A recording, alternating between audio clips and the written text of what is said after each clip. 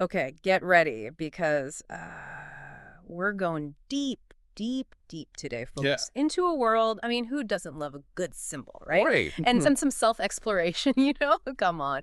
We're going into the heart of Western magical tradition Nice. with excerpts. We're going to be looking at excerpts today from Israel Regardie's The Tree of Life. Okay. Now, have you ever felt like, and I know I have, like you're just kind of skimming the surface Yeah. of Yeah. your own potential? Absolutely. You know what I I mean? know exactly what you mean. There's got to be more to this. Yeah, Well, yes. Regardie's work, I mean, it might just hold the key to unlock, I don't know, depths you never knew existed. That's one of the things that really struck me when I was reading The Tree of Life was how much Regardie emphasizes the psychological aspect Interesting. of this whole journey. Oh, wow. He even suggests that someone should undertake some form of psychotherapy Why? before even beginning to dive into Wow. these magical practices. Yeah. It's almost as though he's saying, like, know thyself Yeah. is like the most potent spell you can cast. So it's not about like mystical mumbo jumbo and like, Mhm. spirits and all that stuff. Well, I mean, there's some of that too, Okay. but yeah. but it's really a journey that starts from within. That resonates with me. Yeah. I think that a lot of people are searching for a deeper connection, but maybe Yeah. we're looking in the wrong places. There we are. Maybe we are, Yeah, and I think that Regardie would probably say that that the tree of life, right, Okay. is kind of this roadmap, this inward journey, this map. Right. It's this central symbol in the Kabbalah, Oh, right. essentially a cosmic blueprint Whoa. of existence with 10 interconnected spheres called Sephirot. Sephiroth. Okay. Think of it like climbing a ladder of consciousness. I like that. Yeah. You begin with Malkuth, right? Yeah. So you're grounded in the material world, the What- everyday reality that we experience. That we all experience. Yeah. But as you ascend, right, you encounter Yesod, which is the realm of dreams and the subconscious. Okay. And that's where imagination takes flight. Ooh, I like that. Okay, so it's not just this like static diagram, Right. but it's like an active pathway to explore different Yes. facets of reality of ourselves. Exactly. Yeah. And this journey through the Tree of Life unfolds across these 4 distinct worlds. Okay. Imagine them as like layers of reality, Okay. right? Starting with Absoluth, the purest, the most archetypal realm of pure spirit, Okay. right? So pure spirit, then we descend through Braya, the creative world where ideas are born, Okay. and then Yexera, the formative world where those ideas take shape. Okay. And finally, we arrive at Asaya, the material world where those forms manifest in our everyday experience. Wow, it's like we're peeling back the layers of an onion, It is. Yeah. revealing this hidden complexity beneath the surface. Absolutely. So where does the magic come in? Yeah. I mean, how does a person actually interact Right. with these realms? Well, I mean, that's where theurgy comes in. Theurgy. Theurgy. Okay. It's the art of achieving union with the divine Okay.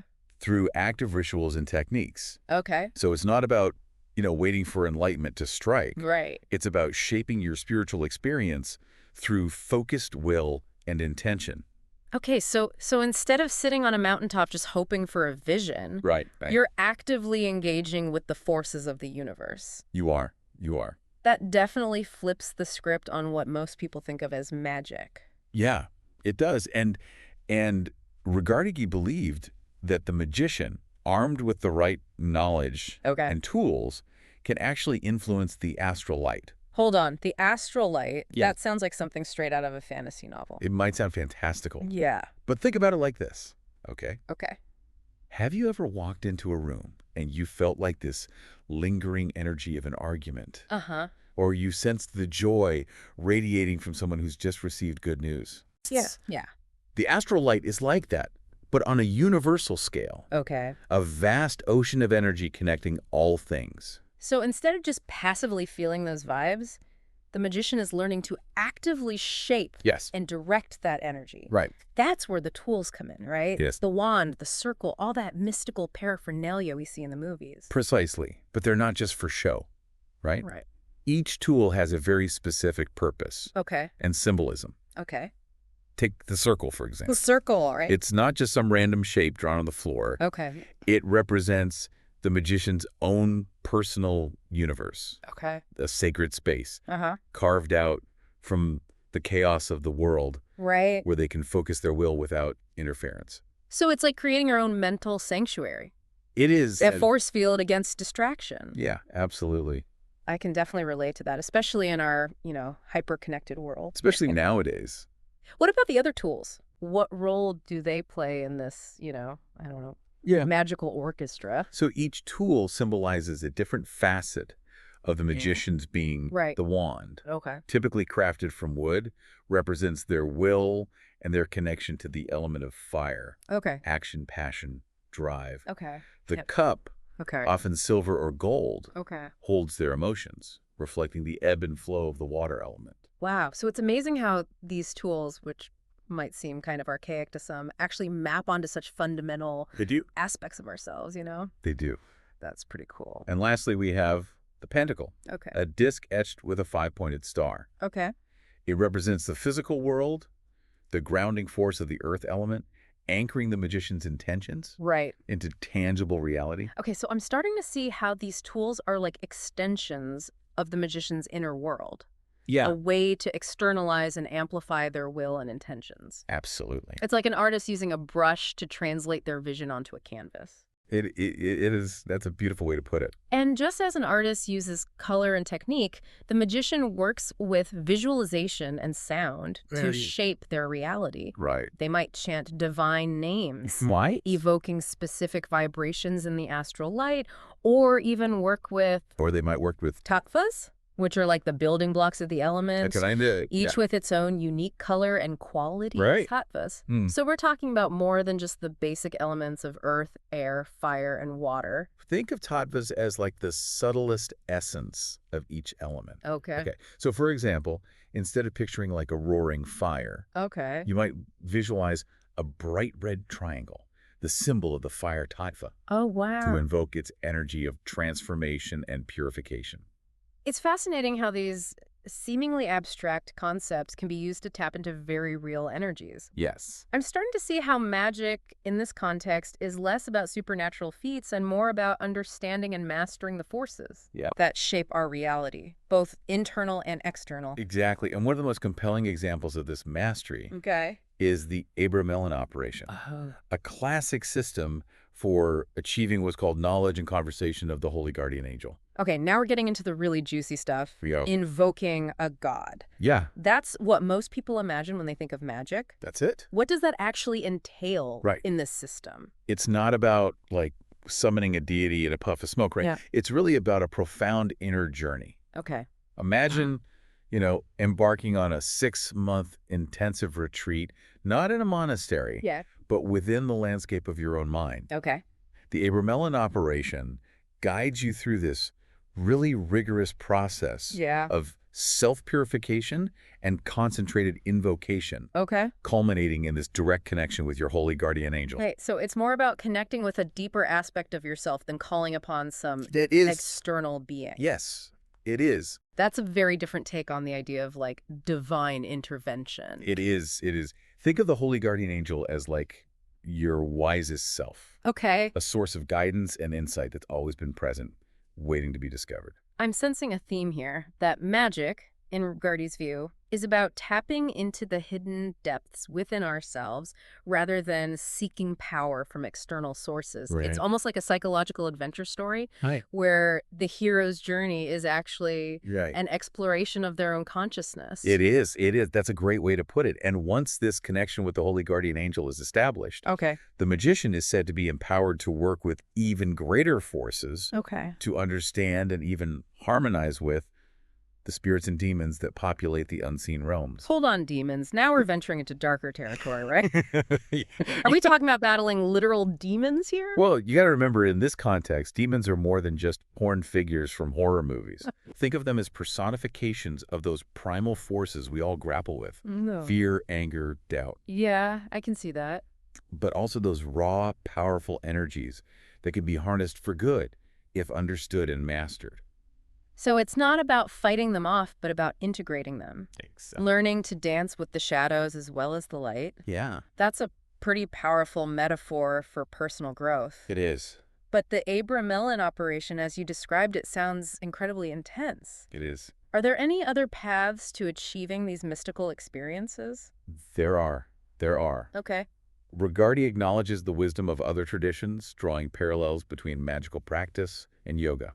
Okay, interesting. For example, both emphasize self-discipline and working with subtle energies.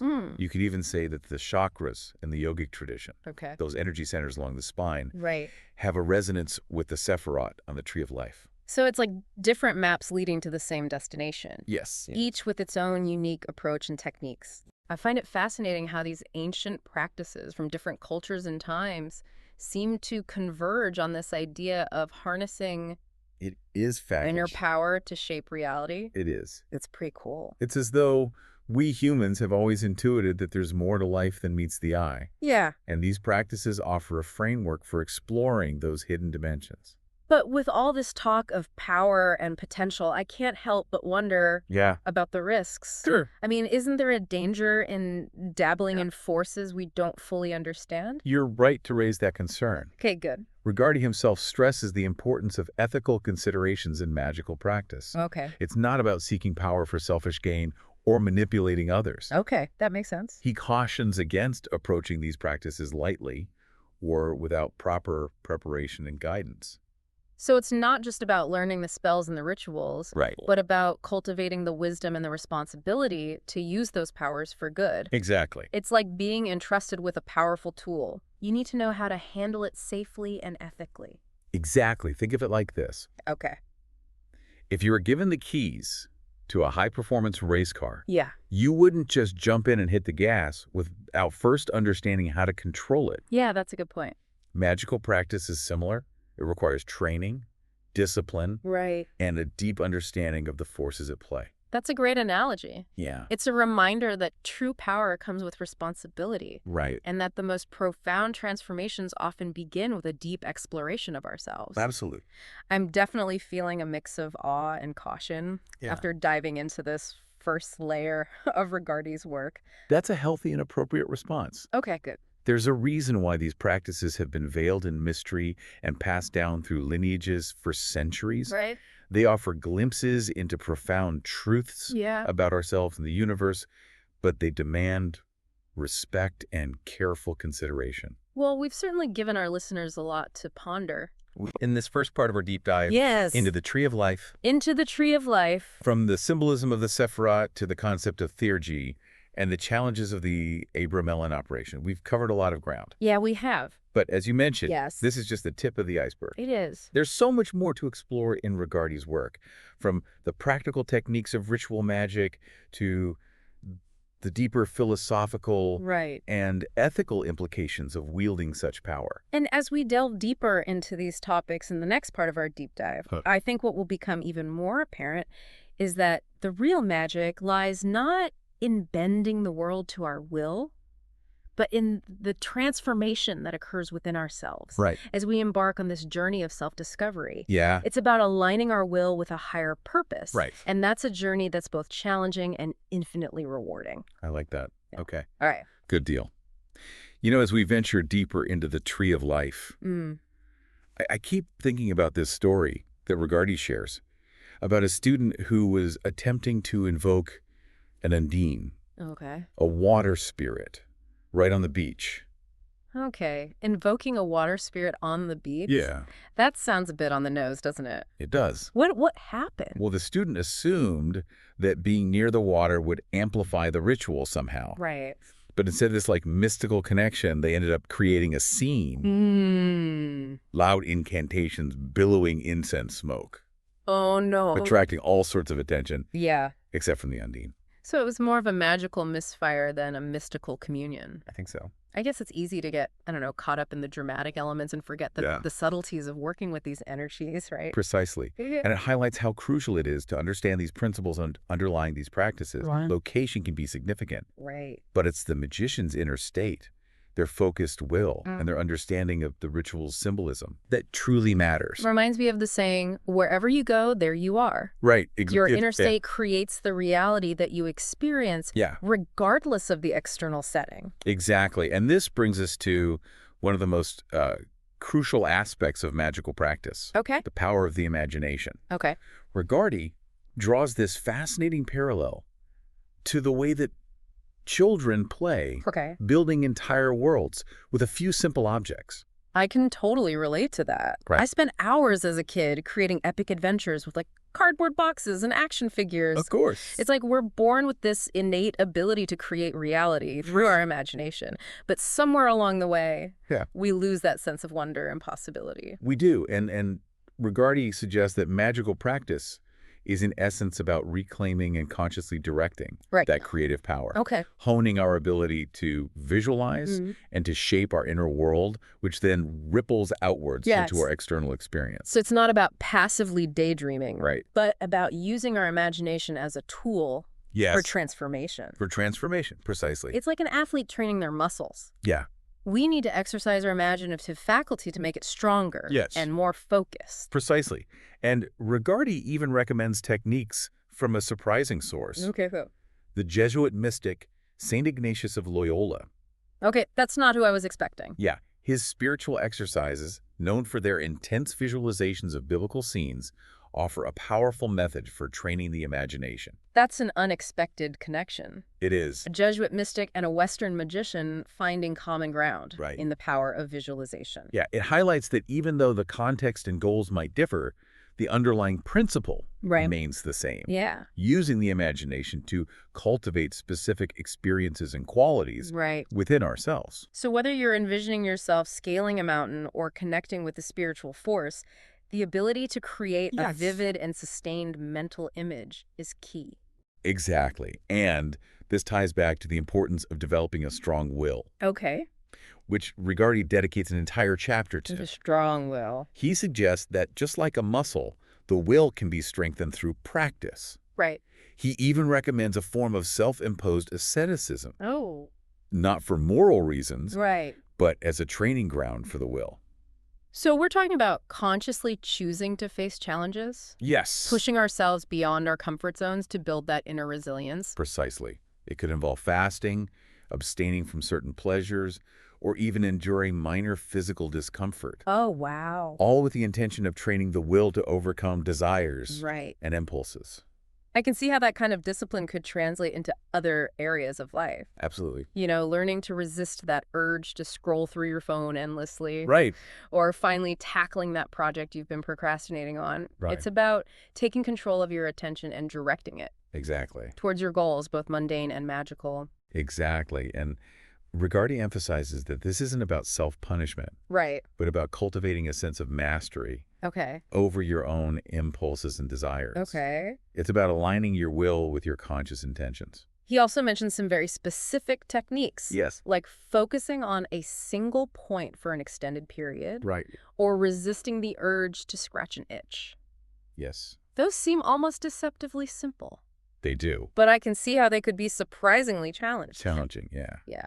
Those exercises, though seemingly mundane, are designed to strengthen your ability to focus and resist distractions. Right. They cultivate a one-pointed mind, a state of unwavering concentration that's essential for any magical work. I think that's a valuable skill to cultivate, even if you're not planning on summoning any spirits. Absolutely. Imagine being able to bring that level of focus to a work project or a creative endeavor, right? It's like developing a mental laser beam. Exactly. And this ability to direct your attention with precision is crucial when working with sound and vibration in magical practices. Okay. We touched on barbarous words earlier. Yes. But I'd like to delve a little deeper into that concept. Yes. The idea of sound having a tangible effect on reality is fascinating to me. It is. We've all experienced the visceral power of music. Right. How certain sounds can evoke emotions or even physical sensations. Absolutely. And in magical practice, sound is used intentionally to create specific effects. Okay. Regardie explains that chanting divine names which are considered to hold specific vibrations or powers, can influence the astral light. So it's almost like using sound as a tuning fork, right? Yes. Vibrating at a specific frequency to resonate with a particular energy. Yes, that's a great analogy. Or entity. Yeah. Okay. And those barbarous words, which might sound like gibberish to the uninitiated, are carefully crafted. Combinations of sounds designed to evoke a specific vibration in the astral light. I love the image of the magician as a sonic architect composing a symphony of sound to create a desired outcome. Yeah. But it's not just about making noise. It's about understanding these principles of vibration and using sound intentionally. Exactly. And Regardie provides very detailed instructions on how to vibrate these words effectively. Oh, wow. Involving deep breathing, visualization, and even specific physical postures. Wow. It's a holistic approach that recognizes the interconnectedness of our physical, mental, and spiritual aspects. It's like a full-body mind-spirit symphony. It is. I'm also curious about those tattvas we talked about earlier. Sure. How do they factor into the magician's toolkit?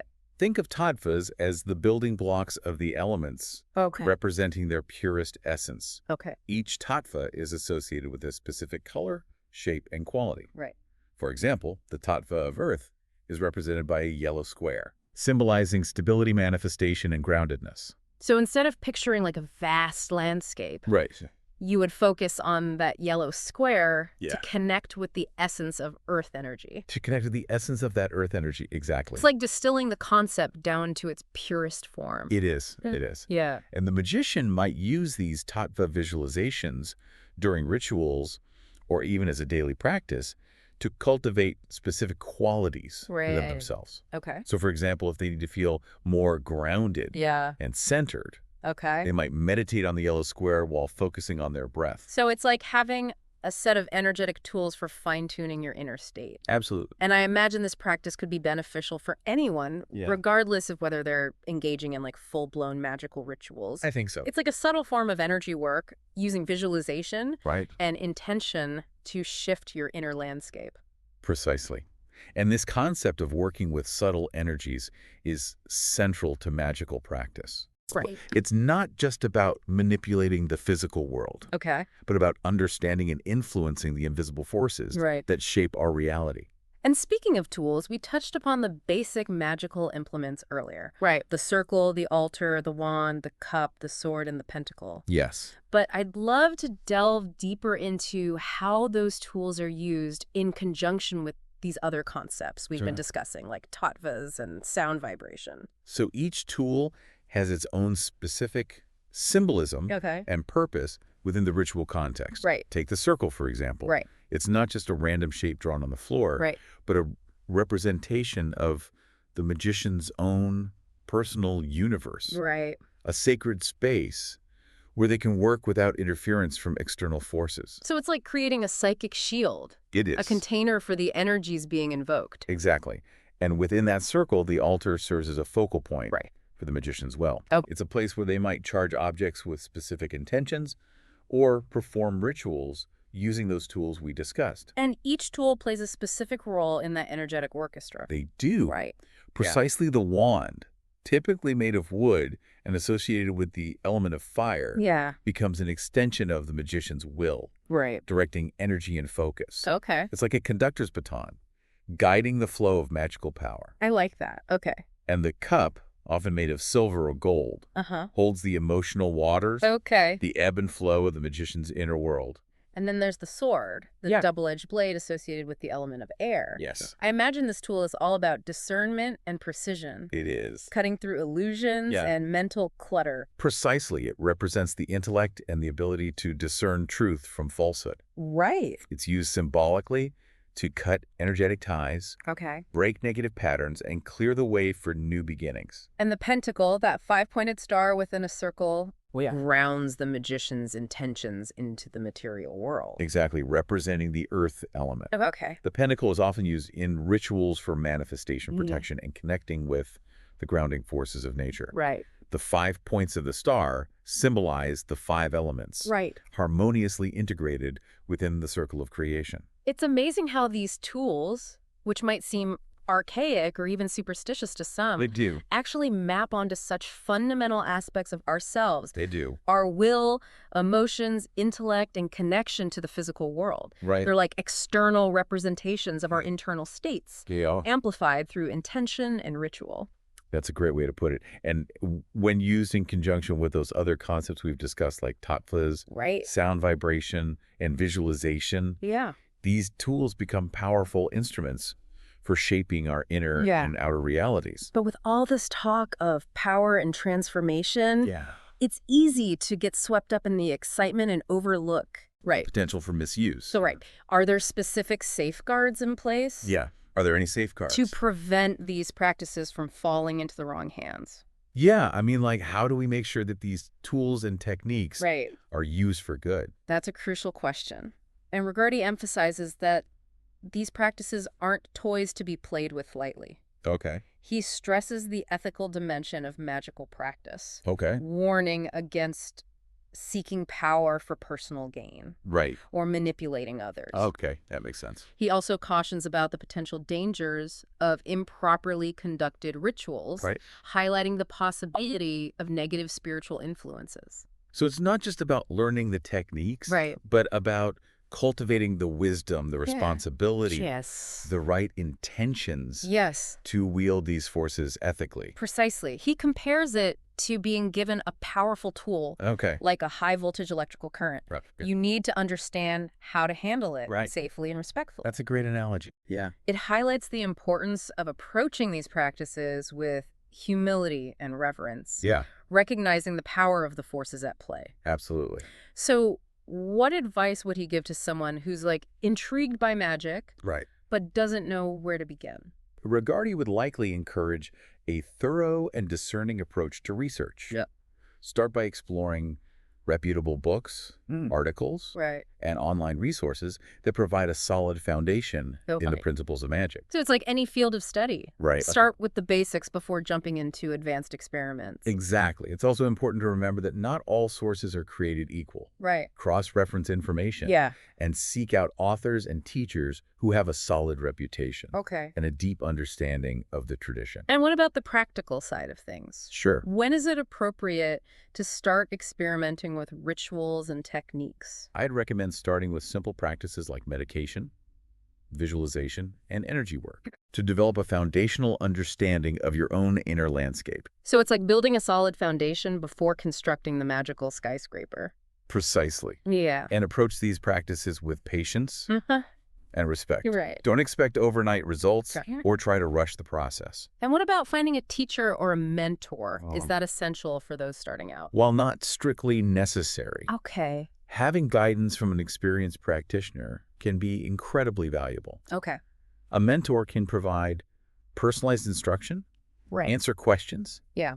and help you navigate the potential challenges and pitfalls of this path. So it's like having a seasoned guide to help you navigate the uncharted territories of the magical realm. That's a great way to put it. A mentor can also help you develop the ethical and spiritual foundation. Right. It's essential for responsible magical practice. That brings us back to the importance of intention and purpose. Yes. What are some good questions to ask yourself before embarking on this path? You hit the nail on the head. Okay. It's crucial to be clear about your motivations. Right. Why are you drawn to magic? Right. What do you hope to achieve through these practices? Okay.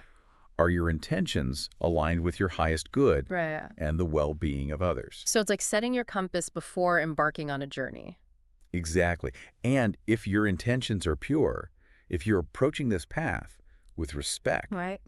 and a sincere desire for growth and transformation, then the journey can be incredibly rewarding and enriching. It sounds like a path of continuous self-discovery, It is. both in terms of your inner world Right. and the hidden dimensions of the universe. It is. I can see why Regardie would emphasize the importance of self-knowledge and purification. Yes. The magician needs to be constantly working on themselves, Absolutely. refining their character and aligning their will with the divine.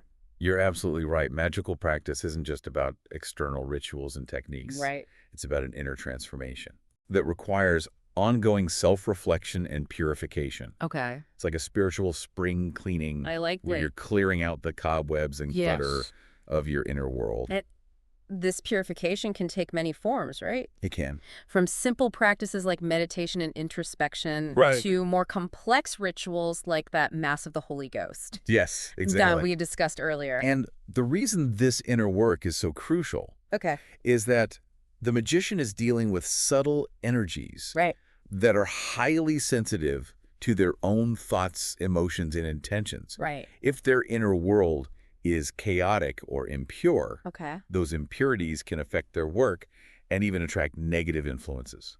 So it's like having a clean lab environment It is. to conduct delicate experiments. You don't want any stray variables contaminating the results. Precisely. And this inner purification allows a magician to work with greater clarity, precision, and effectiveness. And its self-knowledge piece is essential too, right? Absolutely. Knowing your own strength, weaknesses, and potential blind spots. Yes. It's like having your own personal operating manual. So you can troubleshoot any glitches or errors. Exactly. And this self-awareness allows the magician to work with greater humility. Okay. To recognize their limitations. Right. And to seek guidance when needed. It sounds like a journey of continuous self-discovery and refinement. It is. And I imagine the Tree of Life, with its 10 sephira representing different aspects of reality and consciousness, can serve as a guide for that inner work. That's a key insight. Yeah. The magician might use the Tree of Life as a map for their own inner journey. Okay. Exploring the qualities associated with each sephira and working to balance and integrate those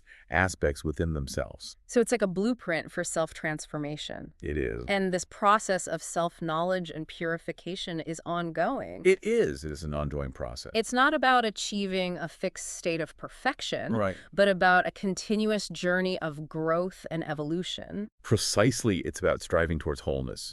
Recognizing that we all contain within us the potential for both darkness and light. Yeah. And it's through this ongoing process of self-exploration that the magician truly begins to understand the nature of power and responsibility. And speaking of power, I have to ask about a topic that Regardie mentions Sure. that often raises eyebrows. Okay. The connection between magical practice and sexuality. Okay. He suggests that sexual energy can be harnessed and transmuted for spiritual purposes. That's a concept that's often misunderstood and misrepresented. Right. It's important to emphasize that this isn't about advocating for promiscuity or indulging in hedonistic practices. Okay, so we're not talking about like casting spells for seduction or using magic to manipulate others. Definitely not. What Regardie is pointing to is the recognition that sexual energy is a powerful force that can be channeled and transformed for higher purposes. So it's like taking that raw primal energy and refining it, transmuting it into something more subtle. Exactly. That's it. Exactly. And this transformation can take many forms. Okay. From practices like celibacy and sublimation to more advanced techniques that involve working with partners in a sacred and conscious way. And what's the purpose of this transmutation? What does the magician hope to achieve by redirecting that energy? It's often seen as a way to fuel spiritual growth. Okay. To enhance creativity and to achieve higher states of consciousness. Okay. It's about taking the energy that's typically directed outwards and redirecting it inwards for inner transformation. I can see how that aligns with the overall theme of the magician as a master of energy. Right. It's about understanding the different forces at play within ourselves and the universe and learning to work with them consciously. Exactly. And Regardie emphasizes that this is a complex and potentially dangerous area of practice, not to be undertaken lightly. It requires a deep understanding of the principles involved, a strong ethical foundation, and ideally, guidance from an experienced teacher. So it's not a path for the faint of heart or those seeking quick thrills. No. It requires a level of mature self-awareness and dedication. And it does. That goes beyond the superficial. Precisely. And this idea of harnessing and directing energy, whether sexual or otherwise, is central to the magician's work. Okay. They're constantly learning to refine their inner state, to cultivate a clear and focused will, and to use those qualities to interact with the subtle forces that shape reality. It's almost like a spiritual martial art. It is. Where you're training your inner muscles to wield those potent energies. That's a great analogy. And just as a martial artist needs to develop both physical strength and mental discipline, the magician must cultivate a balance of knowledge, intuition, and ethical awareness. And speaking of knowledge, Regardie doesn't shy away from discussing other spiritual traditions, even drawing parallels between magical practice and yoga. He suggests that these different paths aren't necessarily in conflict, but can complement and enhance each other. That's an important point. Regardie recognizes the value of other spiritual traditions, seeing them as different facets of the same jewel. He's not claiming that magical practice is the only path to enlightenment, Right. but rather highlighting the similarities in their approaches to self-mastery, Right. energy work, Right. and the cultivation of higher consciousness. So it's not about dogma or claiming one path is superior to another, Right. but recognizing that there are multiple ways to climb the mountain. Exactly. And he draws specific parallels between magical practice and yoga, Okay. highlighting the similarities in their approaches to discipline, concentration, Right. and the development of the will. Okay. Both traditions recognize the existence of subtle energies within the body. All right. And the universe that can be harnessed and directed for specific purposes. So they're both working with the same basic building blocks, Yes. even if they use different languages and techniques. Precisely. And Regardie even suggests that the chakras, those energy centers along the spine in the yogic system, Okay. have correspondences with the Sephirot on the Tree of Life. So it's like two different maps of the same territory, Yes. each offering a unique perspective and set of tools for exploration. Exactly.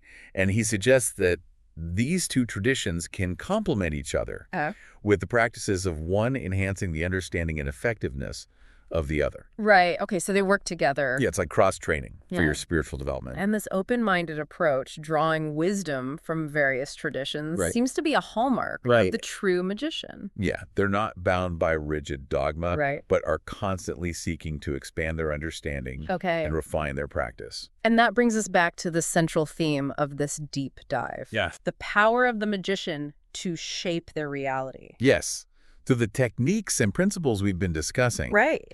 the magician learns to consciously interact with the forces of the universe to create a desired outcome. Right. It's like becoming a co-creator with the universe, Oh, wow. rather than just a passive observer. It's about recognizing that we're not just victims of circumstance, but active participants in shaping our reality. Yes. And this power isn't limited to a select few, right? It's not. Regardie suggests that the potential for magical practice lies within all of us. Absolutely. We all have the capacity to connect with these subtle forces, Yeah. to develop our will and imagination, Right. and to use those qualities to manifest our desires and create positive change in our lives. So we're all potential magicians, We all. just waiting to unlock our hidden powers. Absolutely. That's a pretty empowering message. It is. And that potential can be activated through dedicated practice, Okay. self-knowledge, Right. and a willingness to step into the unknown, Okay. to explore those hidden dimensions of ourselves in the universe. But with all this talk of power and potential, Yeah. I can also imagine it being quite daunting I for don't- someone just starting out on this path. Yeah. What advice would you give to someone who's intrigued by magic, Yeah. but doesn't know where to begin? I think the most important thing is to approach it with a balanced mindset. Okay. Don't get swept away by the allure of power or Right. the promise of quick results. Right. Instead, cultivate a genuine curiosity, a thirst for knowledge, Yeah. and a willingness to do the inner work. So it's not about seeking shortcuts or trying to bend the universe to your will, No. but about approaching this path with humility and respect Exactly. for the forces at play. Start by exploring those foundational practices we talked about. Right. Meditation, visualization, energy work. Right. These techniques will help you develop a greater awareness of your own inner landscape and lay the groundwork for more advanced practices. It's like learning to walk before you run, Exactly. mastering the basic movements Yes. before attempting any complex choreography. Precisely. And as you delve deeper, Right. remember that you're not alone on this journey. Okay. Seek out reputable teachers and resources. Right. Connect with like-minded individuals and trust your own intuition Okay. as you navigate this fascinating and challenging path. Those are wise words. Thank you. And it's a good reminder that even though the magician might appear to be working alone, Right. wielding those potent forces, Yeah. they're always part of a larger web of interconnectedness. Yes, they are. Drawing upon the wisdom and support of those who have walked this path before them. Exactly. And that sense of connection, that recognition of our shared humanity Right. and our interconnectedness with the universe Yeah. is at the heart of what it means to practice magic ethically and responsibly. And it's a beautiful reminder that the true magic lies not in manipulating external facets, but in the transformation that occurs within ourselves Yes. as we embark on this journey of self-discovery. You've captured the essence of it. Yeah. It's about aligning our will with a higher purpose. Right. About recognizing that we are all microcosms of the macrocosm. Right. and about using our powers to create a more harmonious and beautiful world. Yeah, that's a really great point. You know, it's amazing how this deep dive into the tree of life has like shifted my whole perspective on magic. It's not about spells and sorcery, you know, as much as it is about harnessing this power within ourselves to shape our reality. It feels incredibly empowering. It is empowering, yeah. Yeah. But as we've been discussing, it's crucial to approach these practices with respect and caution. Oh, absolutely. Remember that story about the student attempting to invoke the undine on the beach? Oh, yeah. Right. That really highlights the importance of understanding the principles behind these practices. Yeah. It's not just about outward showmanship or relying on external factors, you know. It's about cultivating the inner qualities necessary to safely and effectively navigate these realms. Absolutely. Yeah. It's about recognizing the interconnectedness of our inner and outer world. Right? Our thoughts, our intentions, even our emotional states can influence these subtle energies we're working with. Precisely, yeah. And this brings us to another fascinating concept that Regardie explores. Okay. The holy guardian angel. Right.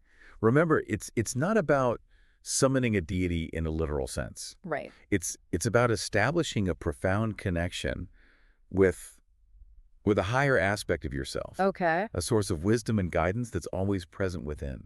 It's like finally meeting your wise inner guru. Right. Right. The one who's always known the answers, but was just waiting for you to ask the right question. That's a beautiful way to put it. Yeah. And the Abramelin operation. Right. That 6-month process of purification and invocation we talked about earlier is essentially a roadmap for that inward journey. Right. A way to cultivate that connection and access that inner wisdom. But it's not a quick fix, is it? No. It requires a discipline, a commitment, and a willingness to face our shadow side, those aspects of ourselves. Yeah, absolutely. We might prefer to keep hidden. It's a deep dive into the depths of your own being, a journey of self-discovery and transformation. Right.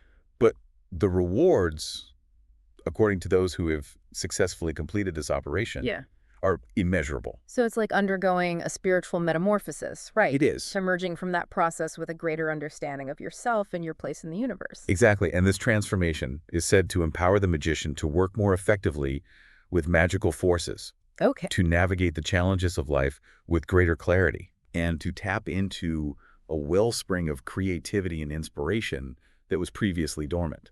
I'm sensing a theme here, whether it's working with tattvas, chanting divine names, or embarking on the Abramelin operation. Right. All of these practices ultimately point back to the importance of self-mastery. You're spot on.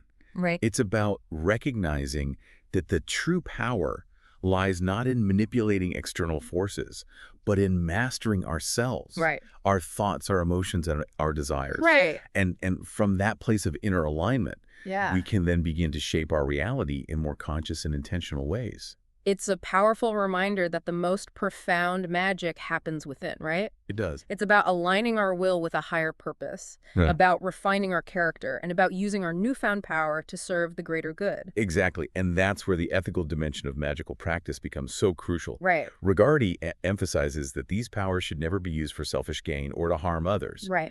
It's about recognizing that we're all interconnected. And that our actions have a ripple effect on the world around us. So it's not just about personal power, but about using that power responsibly for the benefit of all beings, right? It's about recognizing that true power is rooted in love, compassion, and a deep respect for the interconnectedness of all life. Beautifully said. And as we conclude this deep dive into the tree of life, I'm struck by how Regardie's work offers not just a system of magic, but a path of profound self-discovery and spiritual growth. Right. It's a journey that requires dedication, discernment, and a willingness to step into the unknown, to explore those hidden dimensions of ourselves and the universe. It's a journey that starts within, that requires us to confront our shadows. Right. To cultivate our will and to align our intentions with a higher purpose. Yeah. It's not a path for everyone, but for those who are called to it. Yeah. It offers the potential for profound transformation and a glimpse into the mysteries of creation. And as you continue to explore these ideas, remember that the tree magic lies within you.